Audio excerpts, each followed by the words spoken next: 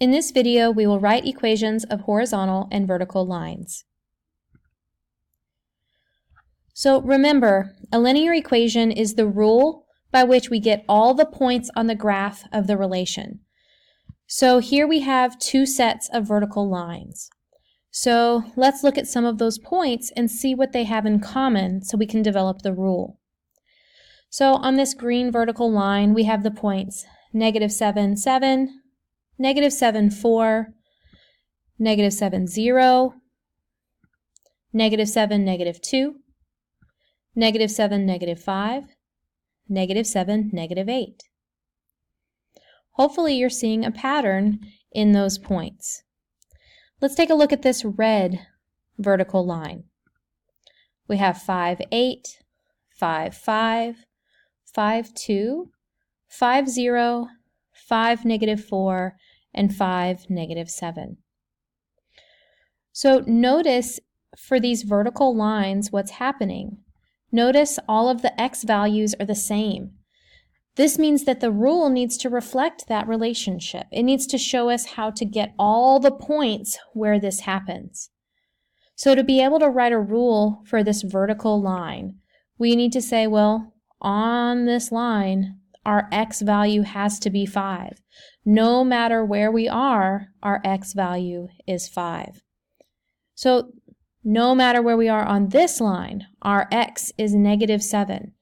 So vertical lines will always have an equation that looks like x equals, and then the value that x has to be equal to. So for example, our green line, the value that x needs to be equal to is -7. So the equation of this vertical line is x equals -7.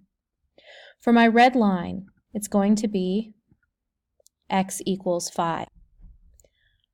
Now we're going to take a look at horizontal lines. So here we have our red and green lines again, but this time they're horizontal. So we have these points here, -7, 3, -4, 3, 0, 3, 2, 3, 5, 3, and 8, 3. For my green line, we have -8, -6, -5, -6, -2, -6, 0, -6, 4, -6, and +7, -6. Hopefully you guys are seeing the pattern here too, that for horizontal lines, the y values are the same. So this means that the rule, the equation, needs to tell us how to get all of the points where this happens. So all of the points where this happens, where we have this 0 slope, means all of our y values are going to be the same. So horizontal lines will always have an equation like y equals, and then the value that y is equal to. So here, y is equal to 3. Anywhere on this line, my y value has to be 3.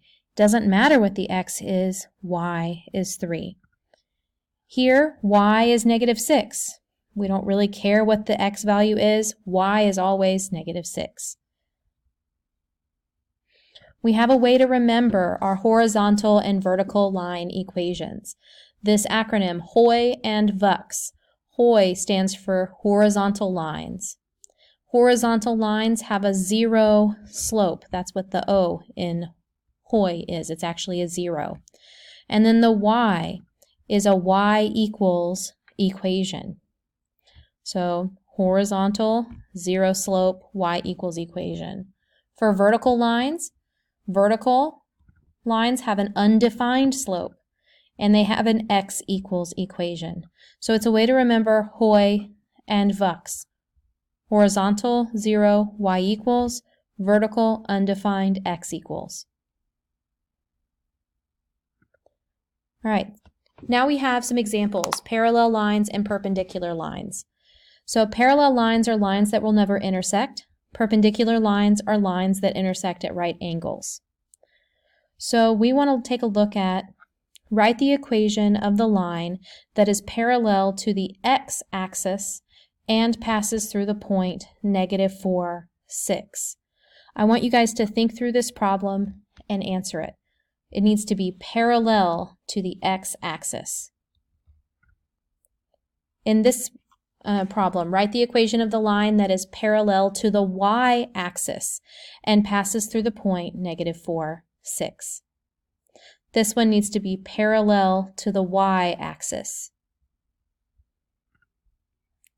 Here, we have write the equation of the line that is perpendicular to the x-axis. So it needs to form a right angle with the x-axis and pass through the point 7, -3.